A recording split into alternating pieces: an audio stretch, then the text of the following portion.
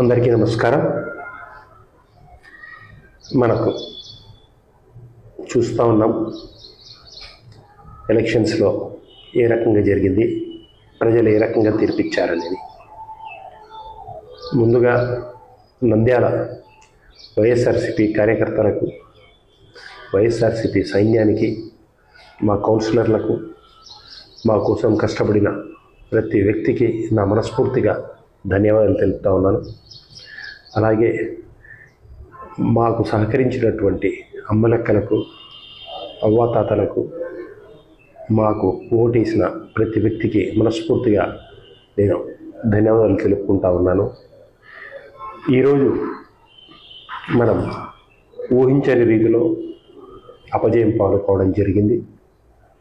మా కార్యకర్తలు కానీ, మా సుశిక్షితులైన మా వైఎస్ఆర్సీపీ సైనికులు ఎవ్వరే కానీ అధైర్యపడాల్సిన అవసరమైతే లేదు. మేమందరము వారికి ఎల్లవెల్ల అండగా ఉంటాము. నంద్యాల అభివృద్ధికి, ఆంధ్ర రాష్ట్ర అభివృద్ధికి మేము అన్ని రకాలుగా సహకరిస్తాము.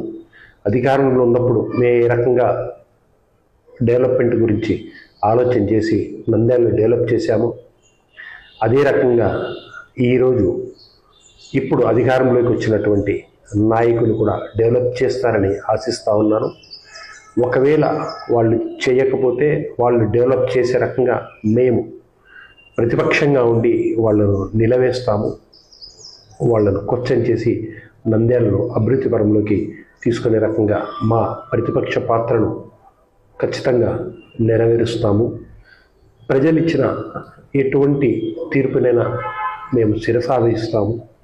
మరొకసారి మా వైఎస్ఆర్సీపీ కోసం శ్రమపడినటువంటి మా కార్యకర్తలకందరికీ, కౌన్సిలర్లకు, మిగతా వాళ్ళకందరికీ మేము ఎల్లప్పుడూ తోడుగా ఉంటామని చెప్పేసి శిల్పమోహన్ రెడ్డి, శిల్ప రవిచంద్ర కిషోర్ రెడ్డి, మేము అందరము మీకు అండగా ఉంటామని చెప్పేసి ఎల్లవేళలా మీకు అందుబాటులో ఉంటామని చెప్పేసి మరొకసారి తెలుపుకుంటూ సెలవు తీసుకుంటాం.